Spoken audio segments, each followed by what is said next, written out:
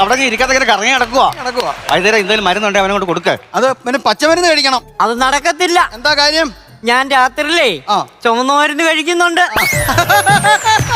അത് വിഷം കേറാനുള്ള മരുന്നാ, ഇത് വിഷം ഇറങ്ങാനുള്ള മരുന്ന് അല്ല വൈദ്യരെ. എന്തെങ്കിലും മരുന്നെങ്കിലും അവന് കൊടുക്ക. മരുന്നുണ്ട്, പക്ഷെ പത്യം നോക്കണം. അത് ശരി.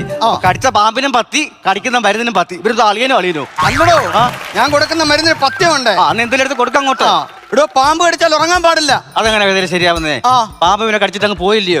അതിന് ചെന്ന് കിടത്തിന് ഉറങ്ങുവാണോ ഇനി പിന്നെ കടിച്ചൊരു സന്തോഷത്തിൽ കിടന്ന് തുള്ളിച്ചാടോ എന്നൊക്കെ ഞങ്ങൾക്ക് എങ്ങനെ അറിയാം? എടോ അതല്ല പറഞ്ഞത്, പാമ്പ് കടിച്ചയാൾ ഉറങ്ങാൻ പാടില്ല. അതിന് ഞാൻ എന്ത് ചെയ്യണം വൈദ്യരെ?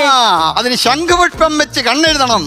വൈദ്യരെ, ഈ കൺമഷി വെച്ച് കണ്ണങ്ങ് എഴുതിയാ പോരെയോ? ഇയാളെ കൺമഷി വെച്ച് കണ്ണും എഴുതി പൊട്ടും തൊട്ട് പൗഡർ എഴുതി ഇയാളെ അവിടെ ഫാഷൻ ഷോയ്ക്ക് കൊണ്ട് നടക്കാൻ പോയില്ലയോ?